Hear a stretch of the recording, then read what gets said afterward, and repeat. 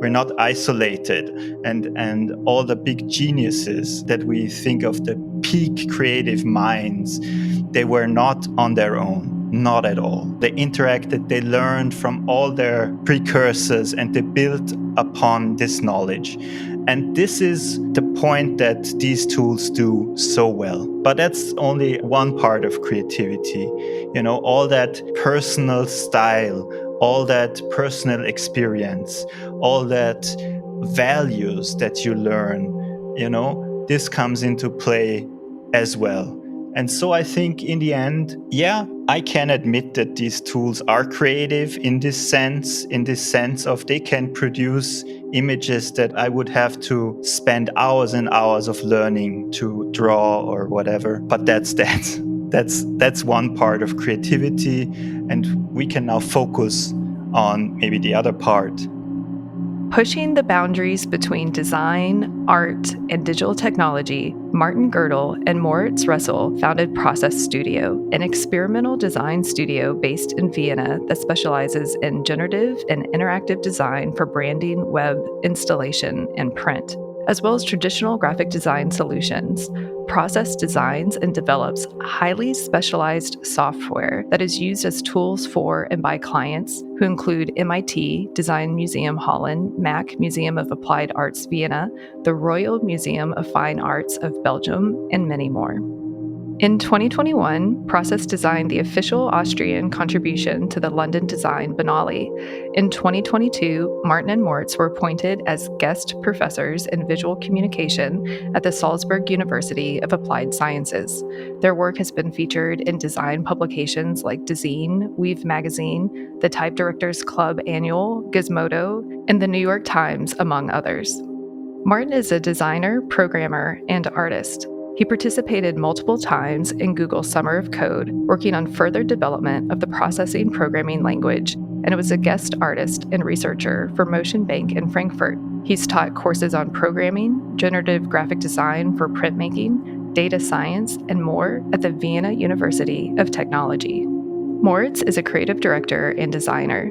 Previous to co-founding Process, Moritz worked for Sagmeister and Walsh in New York City, where he designed for clients like Adobe and the Jewish Museum in Manhattan. I met Martin and Moritz through Lotte Christopherich, who's a member of the Austrian Chamber of Commerce Bold community. I've thoroughly enjoyed every provocative conversation I've had with them, and I'm excited to share this one with you. Are machines creative? Will artificial intelligence replace creatives? We dive into these questions on today's episode, along with exploring the role of design, critical thinking, and data curation in helping envision the future in which we want to live.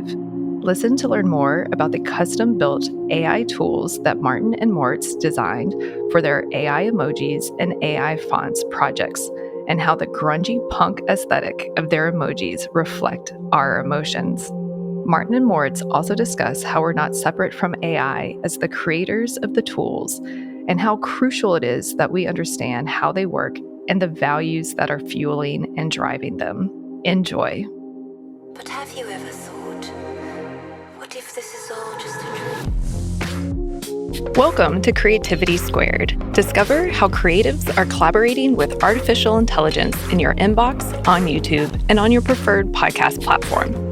Hi, I'm Helen Todd, your host, and I'm so excited to have you join the weekly conversations I'm having with amazing pioneers in the space. The intention of these conversations is to ignite our collective imagination at the intersection of AI and creativity to envision a world where artists thrive.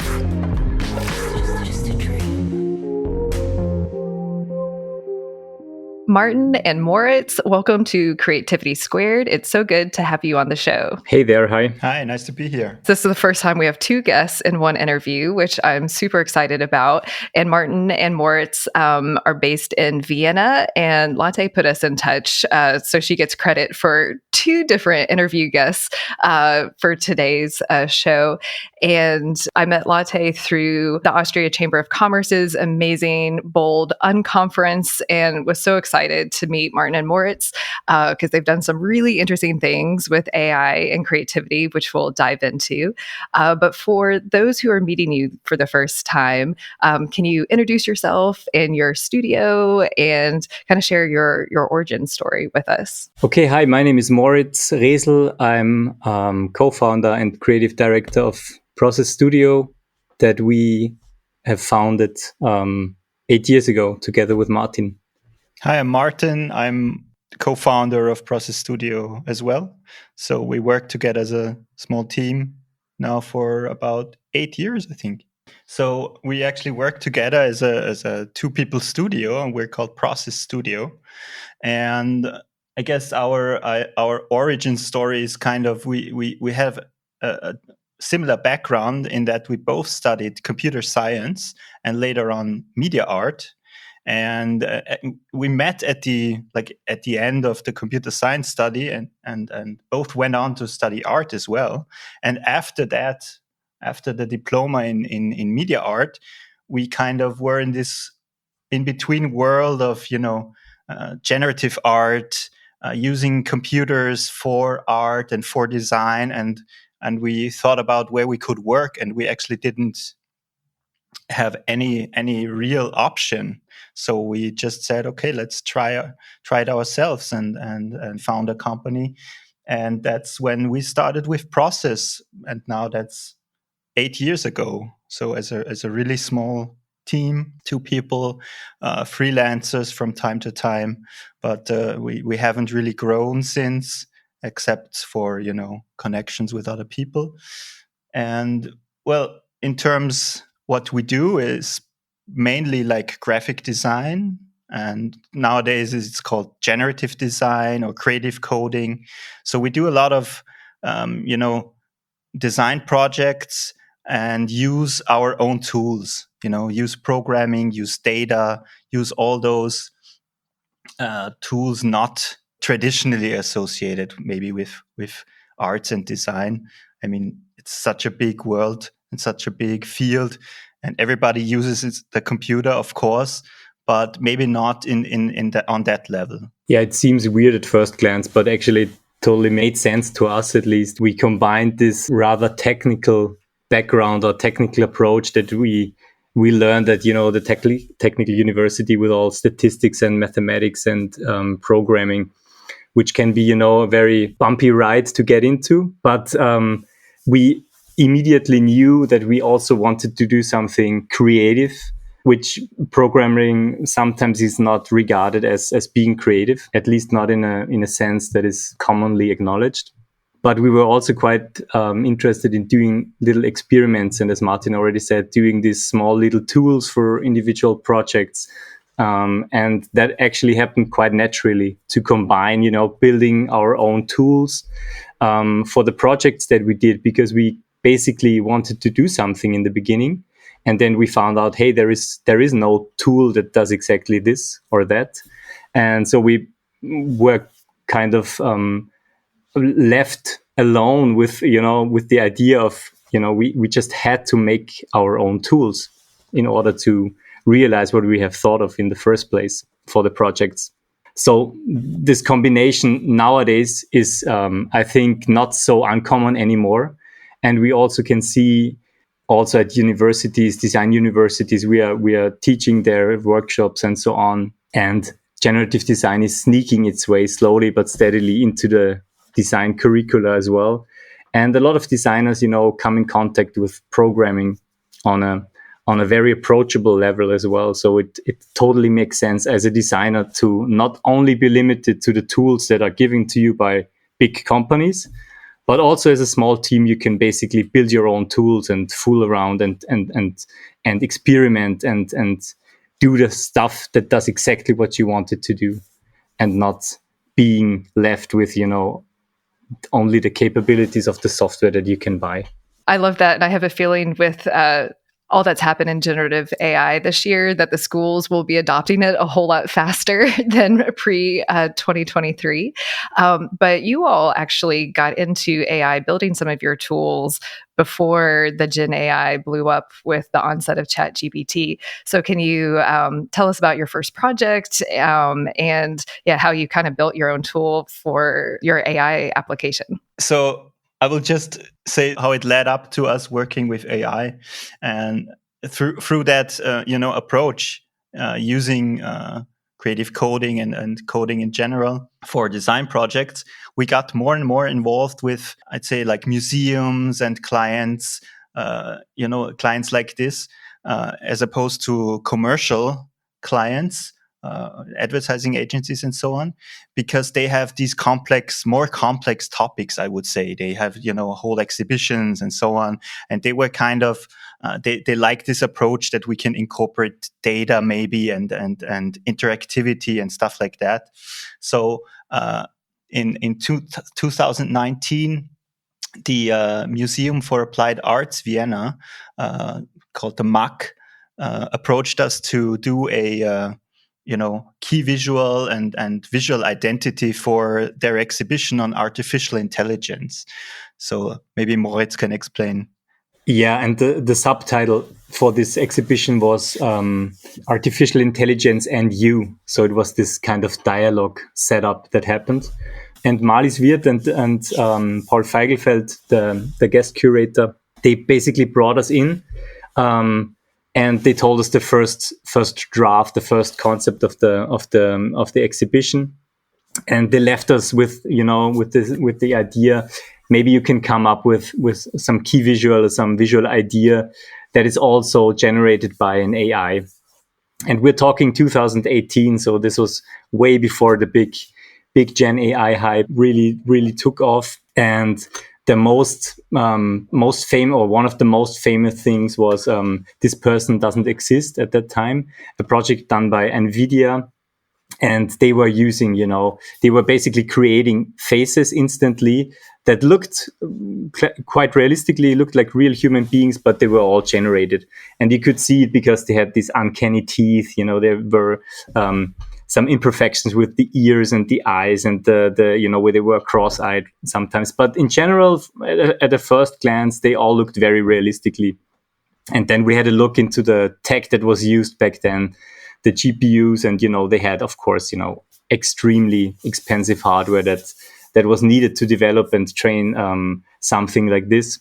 And we had only our laptops basically at that time. So we needed to find a way of using less data, but having a similar result in the end from a method perspective, right? And we came up with the idea of using emojis, so these little low-res faces, and we used them as a training set. So we had a scraper that would scrape, all the emojis from web pages, and then we built our data set coming from this. And then we basically had our tool create new emojis. It was mixing these statistical patterns that it learned to create new visual output. And that was basically very weird faces that came out. So basically Uncanny, which was the title of the exhibition, was super fitting to that visual output. And when we did the project, this was, I think, our third visual line. So our third idea that we were pitching to the team. And we said, if you guys don't want to use it, we have to do something with it, because we were so interested, and it was so uncanny and felt so weird and new to us that we just had to do something with it. And the team, to our surprise, really loved it as well. And it was actually a no-brainer. And then we went from there, and we really celebrated this low-res approach as well. So we had huge banners all over the city with posters and banners and really big imagery, but using only this super small resolution of, 64 by 64 pixels that were forming the faces, and we blew them up enormously. And then we also, created the whole graphic the whole graphic part for the exhibition. So all the labels, all the explanation texts that would go onto the walls and so on. And we also needed a typeface for that as well. And then we basically had our system set up and thought, okay, maybe we can do something similar with typefaces. And then we used images containing type to generate new typefaces, basically. And then we had, again, this weird shift of styles and weights of typefaces that resulted in, basically an endless stream of new typefaces. So it was this endless visual stream, and each frame would be its own typeface, basically. So years after this, I think it's now 4 years that we have done this project, we finally came to finalize it in some way and put it up as a real typeface that people can get. And it's called the AI font. And yeah, people can have a look at it. And you can really, you're not buying only one typeface, but it's basically a process of generated typefaces. I know, like, for the people who are listening, that it's hard to visualize the emojis that they did, the uncanny values emojis. So I'll be sure to include links to their AI fonts and embed images and whatnot into the dedicated blog post that accompanies this interview. But I actually have interviewed Marlies Worth, who's the curator that worked with Martin and Moritz on this project. So you'll actually get to hear her interview after this, where we talked about it. But I was trying to figure out how to describe the emojis. They're kind of have in my interview with her, they kind of have this I don't know, grunge, smeared look to them. I don't know how you would describe them, but it seems more like punk emoji-esque type of feel to them. Yeah, totally. I mean, they are really, I don't know, messed up. I would say they are really, broken, and it's really, I would say this is like kindergarten AI. This is not refined. This is really low res, rough, grungy on old laptops. But we actually like that, right? We like that approach, that what comes out if you remove all the polish and all the guidance and all the filtering. So what is really the core, so to say? And yeah, it's dirty, it's messy, it's grungy, but we liked it, and that's our kind of style. We like this kind of rough things, but not everybody does. But to our surprise, nearly everybody picks out one or two of them and really likes them and builds a connection. And it's, I don't know, it's because these are faces, right? And we know these faces and these emoji, we have an immediate emotional connection, and that's why I like this project. Now, in retrospect, it was not really big concept behind, so to say. It was just trying to do something with AI tools as a really small team. But in retrospect, I really think this symbolizes our relationship to technology in a very interesting way, because we are not separate from technology. We are the ones who produce these AIs, and we make it happy and confused and angry and greedy and whatever. So this is a good reflection. All these emotions, these AI emojis throw at us is a reflection of ourselves. And I really like that, and I like that people can connect. And sometimes I think it's like, they are, at first we tried to categorize them in happy, sad, neutral, but then we had to make this other category that was just horror and out of any category, that really, really messed up.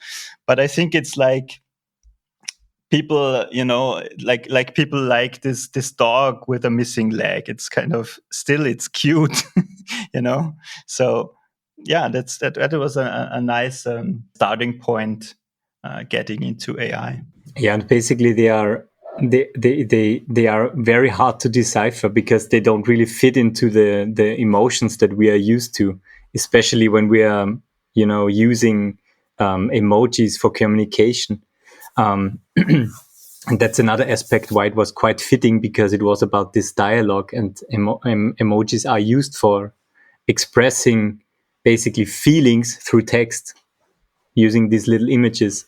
And with this AI, there emerged this kind of dialogue that was very hard for us to decipher, because there were these emotions, as you can call them, that were not easy to read, because they were, as Martin already said, really weird.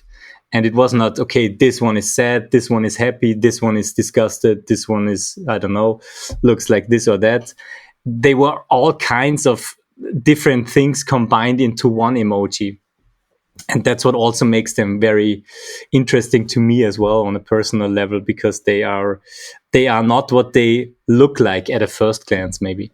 They're definitely provocative. And I feel like the added layers of not being able to quite understand what emotion they're trying to convey is probably more human or reflective of human emotions than the emojis in our phones that have like assigned emotions kind of to them. So in that regard, you guys might be ahead of the emojis in our phones. We use them differently. They're actually, if you look at the Unicode standard, they are not assigned a meaning. They are just descriptive. It's just it doesn't say but, it says image of a peach, right? It doesn't say what you have to assign. And as you know, the peach is not used for peach. We assign them these meanings ourselves, which is quite interesting if you look at emoji. And also, I've noticed that people use the same emoji differently. Right? I have some emoji that I use with my girlfriend, for example, that has a specific meaning, but nobody else uses it that way. So that's quite interesting. Oh, I just think all the different types are forms of expression that we have. Like, we're just trying to express ourselves, and we have text to emojis to GIFs. I probably spend as much time looking at GIFs as I do emojis of like, how do I want to complement this text of what I'm trying to send to video? And now we're getting, generative. I mean, what was it? Just last week, Facebook announced their text to image creation tool, which I think will be almost like text to GIF type of thing, with their video on demand, more or less, generative AI video. So it's just really interesting in how expression, we get all these different tools that we're trying to figure out how to express what we feel and whatnot. So I find it all very interesting too. So how many of these emojis did you all end up creating, and how many ended up in the exhibit? I think we created 10,000 still images, and they were also, we printed them out and made little buttons that we would hand out at the opening of the exhibition. And then we had a few still images that we picked for the posters and for the banners, for the advertising material. And then we also had small little AI pods. That's what we called them. These are Raspberry Pis, attached to a projector. And there was running a little AI model as well in real time. So when people went to the exhibition, they would actually see new AI emojis being created on the spot as well. And that's actually, an infinite number of AI emojis. So this doesn't end. So there is no end to the stream. So in that sense, there is no number to that. But I think really using them for a specific image, we only ended up using 10 maybe or so. Wow, 10 out of 10,000. That's a lot to curate and boil down to.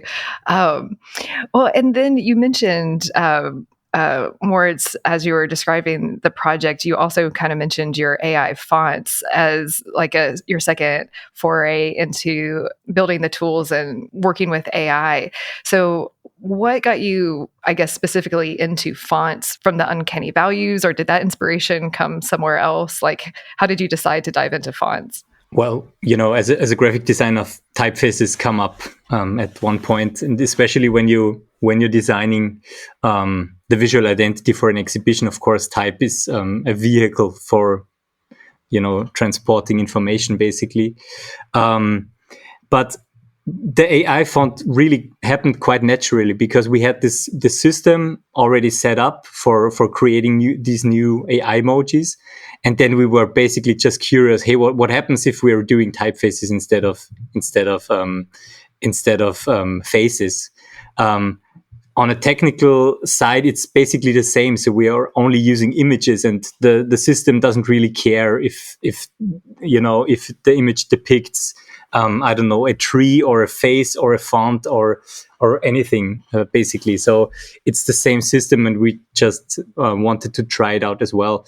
And as I said already before, the result was also this endless stream of different styles, oscillating from one style to another. So we had, upright to italic to really bold fonts to super thin fonts to script fonts to monospace. So everything in between.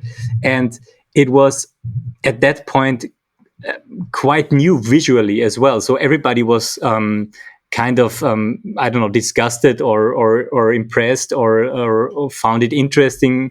We liked it.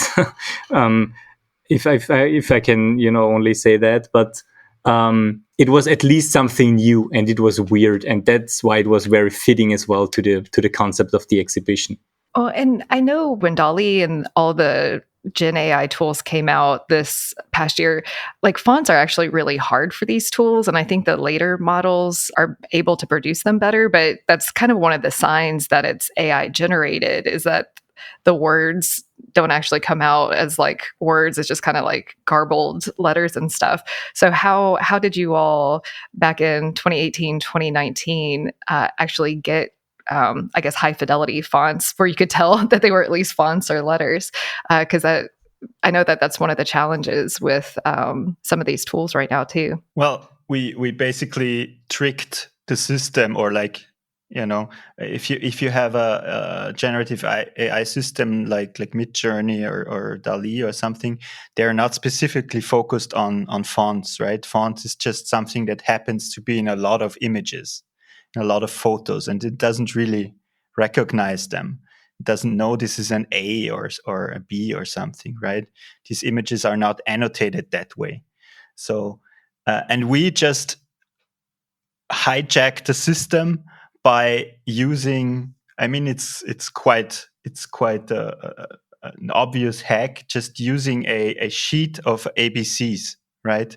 Like a sprite sheet where the A is always in the top left corner and the B is next to it, and so on. So we just put in a lot of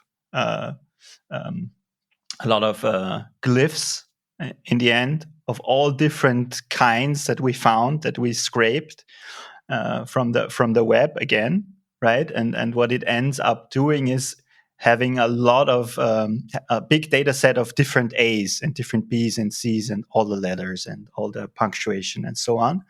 And that way it can spit out new fonts and new sprite sheets at the first stage. So it was a kind of a manual process, because then you have just your ABCs. But if you want to have a specific text, you had to pick out all the right letters for your text and stitch them together. So this is a second step that we did first, kind of with a script. And then you end up not with a font, but with images of your word or your sentence. And we got a lot of requests from students and people that said, hey, how can I use this AI font? And it was really cumbersome because they had to send us their text, and we generated an animation for them or images, and we send it back. So it's quite, a lot of people are turned off. It's too hard to send somebody something and get it back. And so we decided just this year to kind of make a real font out of that, and through another, technical hack, to kind of vectorize all of these sprite sheets of different fonts and clean it up a bit as necessary and throw it into a variable font in the end. And through that process, we ended up with a usable font that anybody could download and install and use in all your normal design programs and text processing programs. But it's not really the AI system. It's limited to a few of those. It's not generated on the fly. It's all pre-generated. But it's the next best thing to try it out, and it's much more convenient. And yeah, it's kind of a little product that you can get and try. Normal traditional typefaces, maybe the family consists of, I don't know, 50 fonts if it's a lot, or maybe 70 if it's really big. And here we have 500, and they basically span from the beginning of the training, where it's only noise, and we let it in there as well. So the first font, if you want to call it that, is just noise. It's not legible in any sense. And then it gets progressively better. And then you can skip through the training steps, basically. And we named them 1, 2, 3 until 500. And they get better, or at least they get better in a sense that you can read them better. But they are still, it's basically a typographic experiment. This is not a finished typeface, and it shouldn't be, actually. And it's also not comparable to a normal, all the craft that goes into really creating a typeface. This is a very different approach. We are coming from this experimental, technological, generative point of view, and not so much. We are not so much interested in creating a perfect font. Basically, this wasn't the goal for the whole project. Yeah. Yeah, it's still more an AI project than a font project. It again shows this kind of low-level baby AI without supervision, without reinforcement, without selection. It's just reproducing what we put in. In this case, a lot of fonts, a lot of rendered glyphs, and then it tries to reproduce it. Starts from white noise and gradually produces better, in quotation marks, results as it learns to mimic, and it gets better in the sense that it mimics what we define as fonts better. And it's more like more like a communication project about AI as it is trained. So it's a variable font, and you have just one axis, as it's called in variable fonts, and this is the training step. And as you go from 0 to 500, you see how it learns to reproduce and mimic fonts better. And you also see how it drops back into these kind of local minima, what's it called in machine learning, where it finds a really good solution. And then it can, when it's getting overtrained, it can become bad again, right? Because we're not really supervising it as any AI company doing a real product would do. They would try to optimize it. They would try to implement feedback to get a good result. But we're just letting it run wild and thrash about. And that's why it's also grungy and a bit dirty. I love it. Well, and I'll be sure to link to this project as well, because it's available to, the fonts are available to be bought and downloaded if anyone listening or watching wants to play with it too. And I love that you guys build your own tools just to experiment. Now, with all the GenAI tools that have come out, are you playing with the tools out there like Midjourney or DALL-E? Are you more interested in building your own tech? Tell me where you're at with the state of GenAI today in your experiments and projects. I mean, we are playing a little bit, at least I am, but only from a very curious standpoint. It's not about, hey, what's the next big thing or something like this. I'm just interested in what's currently available, basically, from a user's perspective. And but only very, very sparsely. I've just fooled around a little bit with, ChatGPT and so on. And also in the early days of DALL-E and Midjourney, we've tried it out as well. But it got quite stale, quite fast or quite quickly. And it really depends on if you have something that you want to use this tool for. if you just want to, fool around and do something with it, I think it's not so much interesting. It's not, at least to me. And it greatly depends on the project. If you have something that you want to do and use the tool for it, go ahead. But it's not that we are, constantly texting each other, hey, have you seen this new tool? and so on. So we're not so much ahead of the curve in that regard. Yeah, I'd say we follow it as a kind of a high level perspective. These tools do make news all the time now. And I mean, I also don't like to try every version and it takes too much time. But when things make news, and when my dad, who is over 70 years old, asks me about some of those tools that I haven't heard about, then I will look into them, right, and see what it's all about. So, and from that, you see what a big impact those tools have. Like, everybody has heard about it, especially with ChatGPT now, because it's so general purpose, right? Much more than any generative image program. So yeah, we kind of like to follow these trajectories that come out on a bit of a higher level, and I'd say I'm mostly interested in what do these tools, how will they change society and jobs and things like that, which is kind of hard to anticipate, of course, but it's also, it seems obvious that it will have a kind of big impact, right?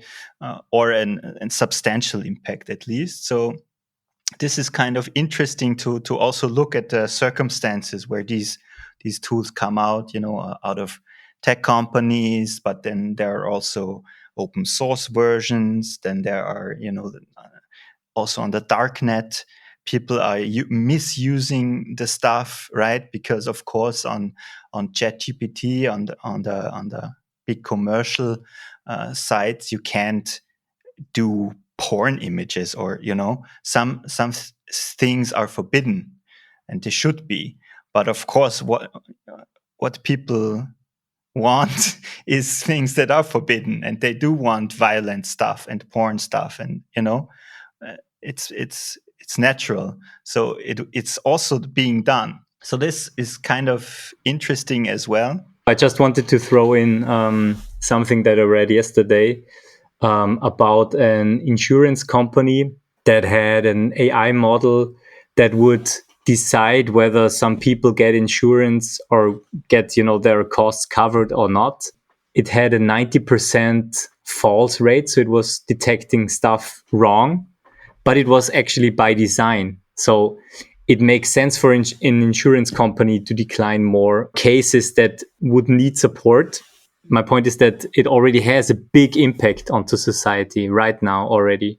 And I think nobody denies that this will only get bigger and more broader as AI is, finding its way into so many more applications than just, Photoshop, for example. So it's not only this, but if I just look at the design scene or the creative scene, stuff like, being an illustrator will be incrementally difficult, because you can basically train any AI on all individual styles, and you can replace a lot of general use cases with just using an AI, or stock photography that is easily replaceable by an AI.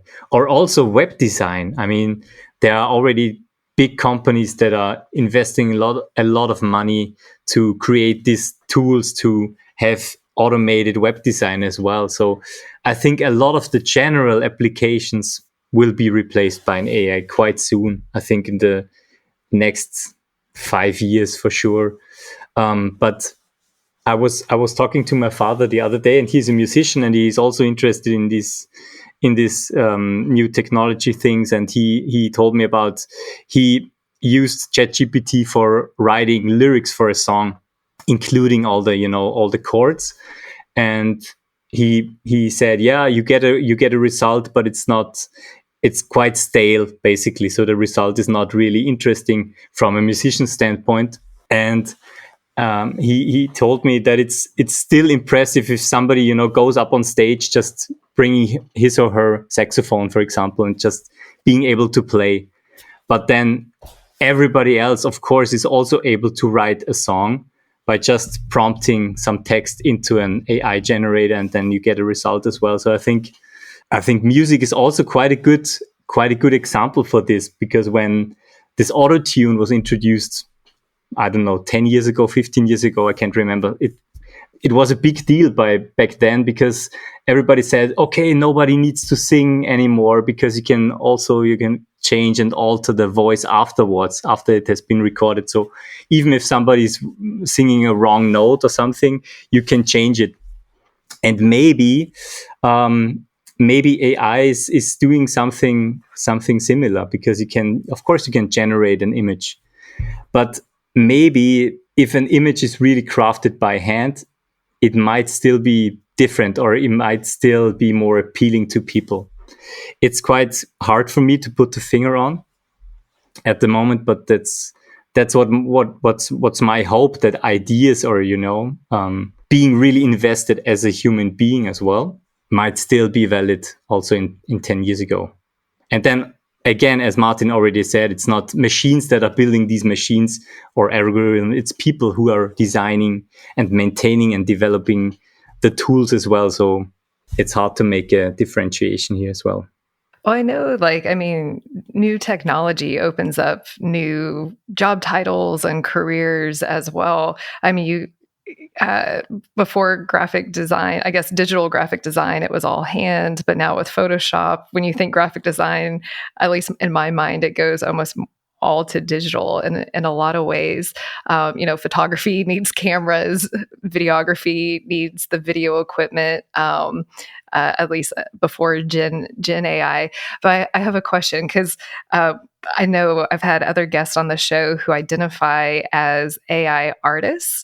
Do you all identify as AI artists or AI graphic designers, or are you designers that experiment with AI? I'm curious, since we talked about identity and expression earlier in the show, where you lean on that right now. I don't really identify as an AI artist. I think from the stuff that we are doing, we are basically designers. We get hired to fulfill a specific need and to, create something specific for a client, usually. So in that sense, we are very much designers by craft. I just think we are interested in these new technological developments, and we try to incorporate them into our workflow if it makes sense, but not in a way that we just take what is out there, but mostly we take a step back and really try to analyze what it is that this technology makes special. And then we most of the times try to recreate it ourselves and make it somewhat our own, because we are not so much interested in creating this most, high fidelity, super high res imagery. We are basically very much interested in this low res, general graphical shapes, very bold and simple in some sense. So we are kind of in this safe spot as well, that we are not, always running after this new visual improvement, because the basic concept behind it stays the same. And that's also just coming out of our interest. Yeah. Yeah, that makes a lot of sense. And I know before we started recording, I think, Martin, it was you who mentioned that you get a lot of students in university coming and asking advice about, what they should do if they're, designers are studying design, what they should do about creative jobs. So I'm curious, what's the feedback that you're giving students right now related to that? Yeah, that's true. Especially when we put out the AI font, a lot of design students requested us to do an interview, and they wanted to do some bachelor thesis or master thesis about AI and design and so on. And of course, the question comes up: how is my future job affected by this? Am I being replaced? And it's quite, of course, I mean, I ask that myself too, right? If AI is doing my job in the future, what should you do, right? So, I mean, the answer is, my first answer was a few months ago. I said, okay, either you embrace it fully, try to learn these tools, get ahead of the curve, be good at writing prompts, right? I think it's going to be a job, right, to write good prompts for producing images, for producing anything, even websites, all the stuff that will be coming with generative AI. So you need prompt engineers. You might need data curators even further down the line, right? If you think about when we can tailor these systems even more to our needs, we might have an influence to the data that is being used. It's still further out because the training is kind of expensive, but still there will be a lot of jobs. Now, going back to design, yeah, if you become good at writing prompts, you will have a career ahead of you. Or on the other hand, if you don't like, chasing this path, and maybe, it's kind of unclear, which tools will come out on top and so on, and maybe you learn the wrong one and so on. Another option would be to kind of take a step back and think of your role as a designer more as a directorial role, right? As a curation role, as defining a concept, and not so much about producing a specific image or a specific text and so on. Because that is still something that I think is not being covered so much by AI. Of course, in some cases, you can do anything by AI. For example, I saw a few weeks ago, there's all these tutorials now out there, how to make a quick buck by, in this case, it was, okay, do a children's book and sell it on Amazon. And you can basically generate the story. You use a free story, a fairy tale story, Little Red Riding Hood. You put it to ChatGPT, it writes it in a different style or whatever. You have your story, and then you generate all the images by Midjourney, and then you still have to layout it, but maybe that will be quite easy as well. If you prompt some tool, lay out these images and these texts, you get a PDF, and you can sell it on Amazon by print on demand. So this kind of mass-produced, really low-effort products will be done as well. But as soon as you're talking interesting design challenges, I think it's so important to have a curatorial role, somebody who talks to a client and understands them and kind of translates what they want and what they need to some design product, right? To some images and some brand design, key visuals, whatever. So you can go in that direction as well, I think. And it's up to you. And I think what I also, just one more sentence, what I also saw, that the young people are not afraid so much, right? And it's just when you're a certain age, you're kind of ingrained in your way of doing things, and then you're afraid of new stuff. And then I came across this quote it's from Douglas Adams, The Hitchhiker's Guide to the Galaxy. And in one of those books, he comes up with these 3 rules how we react to technologies, to new developments in technologies. And he says, well, up to the age of 15, like anything is normal for you. It's just natural part of the world. So if a new AI comes out, it's just like it is. It's nothing special. And between 15 and 25 of age, it's kind of exciting, it's revolutionary, and you can probably get good at it and get a career. And then over about 35, every new invention is kind of against the natural order of things, and it's you're opposed to it. And so there is a lot of hope for young people. They can cope with this stuff much better than we can do, probably. Yeah, it kind of seems, I like that framework. Although since we're on the latter end of that spectrum, I'd like to say that we're, since you guys experiment and I'm diving into all things AI, that maybe we're younger at heart when it comes to technology. But it does seem like there's kind of this commodification of content. And what you were saying about the AI for books, I think just because it's Gen AI doesn't mean that it's going to be good by any means. So you really do need that the creative eye and to determine what's good or what's not good for sure. It's good to kind of dive into how these systems work, and I think kind of it seems like most people know already that these systems reproduce patterns that they find in data, and they get fed like huge amounts of data. It's like for ChatGPT, it's about like what 10,000 people can read in their lifetimes. ChatGPT has knowledge of and has read. And based on that huge amount of data, it kind of can produce texts that look good and that look and sound good. But that's a very simple explanation. Of course, it's being refined, but it's just this statistical pattern generation. So it has been described as a kind of statistical parrot.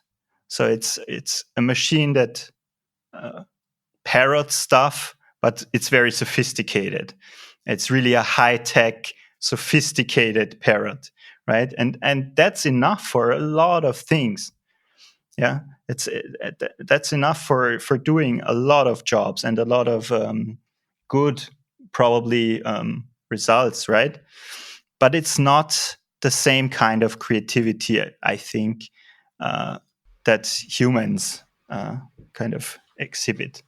I also think that in general, it makes sense to not really take the things for granted that you have. And especially in a world that is shifting towards more digital instead of less digital, it really makes sense to get some sense of understanding how things work in a technological sense. And not only, if you have a basic understanding about how an app works, about how, since we're talking about AI, about image generation works, it makes sense to maybe on one hand, identify it as being generated by an AI, maybe. But also it always helps you to question things, basically. And this is something that cannot be taught by an AI. And if, in worst case, if everything is generated by an AI, you always have your own system of judging things, or maybe not judging is the wrong word, but, having a critical look at things and question them. And this is also something that would be, I guess, is more and more important also in schools and universities, to really teach people to dive deeper into the stuff and not only take it for granted and always have a look behind the facade and how it's produced, and also to get an understanding about how it might have been altered as well. And also, if we think about fake news and so on, and deep fakes and everything else that might possibly be harmful for society and the whole planet as well. So I think this critical thinking and gaining an understanding about how these things are crafted and generated will play a much bigger role in the future as well. Yeah, and to a point earlier about the forbidden things that these AI tools don't allow right now. Well, there's some out there that do, and I know Elon Musk just recently announced his XAI tool, and I'm not sure if it's just text or text to image or video, but yeah, we'll get really interesting with some of these with the guardrails. And I think one of the things that I've said before is on the show, and I think Martin, you might have said it too, that these tools are just mirrors of who we are and the society and whatnot, and that we've all kind of got to decide together what that means. But I know also when we were talking before we started recording, one of the questions that came up was like, can machines be creative? And I know you all have been in the space for a long time, so I'd love to hear your thoughts and have you expand on that for our listeners and viewers. Yeah, before let's say ChatGPT. So even after doing our own like generative emojis and fonts and so on, when I was asked this question, I always said, no, these machines are not creative, not at all. It's always, we build a system, we as humans or as society or as a company or whatever, we build a system that produces stuff. So in the end, it's us who are the creatives, right? It's a mechanical, deterministic tool. But with ChatGPT mainly, the question has shifted for me a bit because it's so far-reaching. It's so general purpose, the way that it's using, that it exhibits certain characteristics, and it has to be seen how it can fulfill all of these roles, but then it's being combined also with images and so on. So there, I would say now we reflect differently on the role of creativity, because it seems to be there is a certain part of human creativity, at least that I feel we have valued as creative, that is being replaced or as at least being done as well as we can do it by machines. And that is all that reproductive, like reproducing things, learning by reproducing. And I think this is a big part of creativity. This is how we learn. This is how we grow up. We're not isolated. And all the big geniuses that we think of, the peak creative minds, they were not on their own, not at all. They interacted, they learned from all their precursors, and they built upon this knowledge. And this is the point that these tools do so well. But that's only one part of creativity. All that personal style, all that personal experience, all that values that you learn, this comes into play as well. And so I think in the end, I can admit that these tools are creative in this sense of they can produce images that I would have to spend hours and hours of learning to draw or whatever. But that's one part of creativity, and we can now focus on maybe the other part. I think it also greatly depends on your definition of what creativity actually is. It's an interesting question of how do you define creativity. One guest asked me, and different guests across the show have had different definitions of creative. But I think one thing that's kind of interesting, and one reason why I love the show, is like we assign creativity to be such an inherently human trait. And now that these machines can pair millions and trillions of ideas together. But I think one of the interesting things is, what's novel and new when these tools are more generative, and like what Martin said is like a parrot. Like how do you define like a good idea or a good design that we haven't seen before?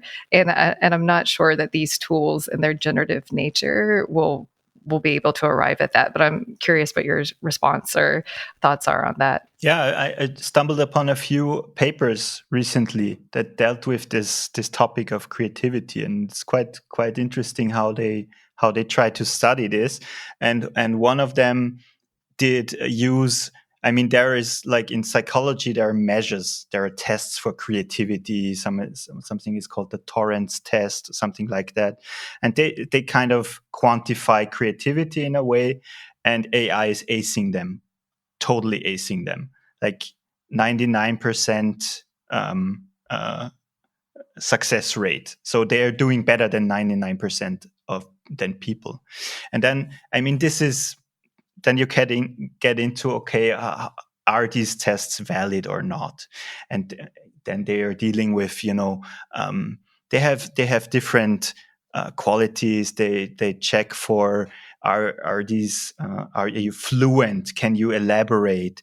Are you flexible? Can you produce multiple ideas? Can you elaborate? Stuff like that. And all these are aced by, as you know, when you talk to ChatGPT, for example, it doesn't stop, right? It can produce variants endlessly. So these might not be the best tests. So they tried in a different paper another approach, which was try to come up with ideas. And they did one with business ideas, and then they evaluated those, by experts, so to say, people who invest in new businesses. So it's kind of a more realistic measure. And also in these, they did quite well. The generative AIs do quite well. And what I really liked in this paper, they didn't pit human ideas against AI, but they specifically said human on the one side and human plus AI, because it still was a person using the AI tool to come up with ideas.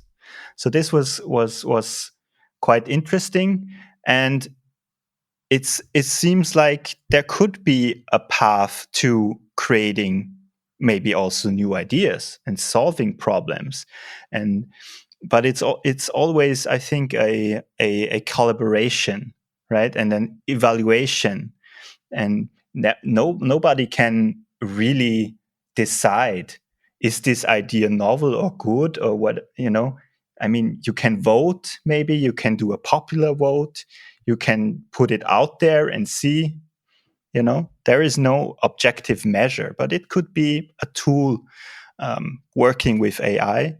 And just the last point, of course, being these kind of high-tech, sophisticated parrots, you could say on a kind of philosophical level, they could never come up with new ideas because they are replicating their inputs. But on a more practical sense, I think these papers, they do show that a lot of ideas depend a lot on combination and on recombining existing ideas and make them viable and so on. So there is some value to be had for sure. But I think always in collaboration, right? I think there is no sense in automating AIs on a level, and nobody's thinking about that, right? I mean, it doesn't really make sense right now. Yeah, I often, on the collaboration point, there's a quote by Michelangelo that I often think about, and this is just kind of the gist of it, I saw the angel in the marble and set it free. And like, if you think about the marble as like the generative AI model and everything that it's been trained on, scraped, what's online on the internet. It's like, if you just have the idea and the prompt, that you can really get whatever out of it that you want in that regard. But you have to know what you want and the question to set it free, but it's still kind of limited to what's available online. And there's still so much that, isn't online as well. But I love that quote by Michelangelo when thinking about AI sometimes. Yeah, I think that has been brought up by Aristotle as well before Michelangelo. That substance and form, right? You have this substance, the marble, but somebody has to bring the idea and the form to carve it out. So the substance has all of the ideas inside, and then you kind of curate it. And it's kind of interesting. It doesn't talk about technical skills at all. So, yeah. Well, I feel like we could keep talking for hours and hours. I wish we were in a coffee shop in Vienna sharing this conversation over coffee. But I want to make sure to let you guys plug any projects or your website that you want our listeners and viewers to know. And again, I'll be sure to link everything into the dedicated blog post. If people are interested, they can follow us on Instagram, of course. We'd appreciate it. And they can also have a look at our website. Our studio is running for almost 8 years now. So we've done quite a few projects already. And we are always happy about people reaching out to us. So if you want to have a look, just go over to process.studio and have a look around. And one question I like to ask all of my guests is if you want our listeners and viewers to remember one thing from this conversation or from the work that you do, what's the one thing that you want them to walk away with? I'd say, especially with technology, keep in mind that technology doesn't happen on its own. It's us as a whole, as society, who builds technology, and especially designers, not only designers of the technology, but also like we are, visual designers and product designers. I feel this is kind of very similar to technological designers. We also build stuff that is being used or at least consumed by people. We have, I think, a big responsibility to think about the implications of our work, because we do influence people and we do build things that are being used by people. So we kind of always have to think, what kind of future do we want? And what is my work, my API, my tool, my website, or my project? What kind of future is it promoting? Well, and my sentence would be to have a critical look behind the scenes and put the result, have a look at the system in which it was created and the values that are fueling and driving the system, because there are big implications that if you change the system, everything else coming out of this system changes as well. And especially thinking about the future of media in general and media consumption and the internet and connected world and so on, it's really more and more important to have a really maybe a slower look at things, and question stuff basically, and not only take everything for granted and everything that you see is real. I mean, this is of course also a very old idea. If you think about the invention of photography, this has always been there, but I think it gets more important as we go as humanity, and because things are altered, and things are altered in specific ways in order to achieve something. And this is something that we need to be aware of as well, especially as somebody who designs these things as well. That's so well stated, both of you. And I couldn't agree more about the intentionality going behind the tools and the designs, and for the ones creating and then the ones on the consuming side to get curious about every layer in the process. What a wonderful note to end the show on. So it's been an absolute pleasure having you both on the show. So thank you so much for sharing all of your thoughts and your amazing design work. And I can't wait to see what else you all produce out of Process Studio.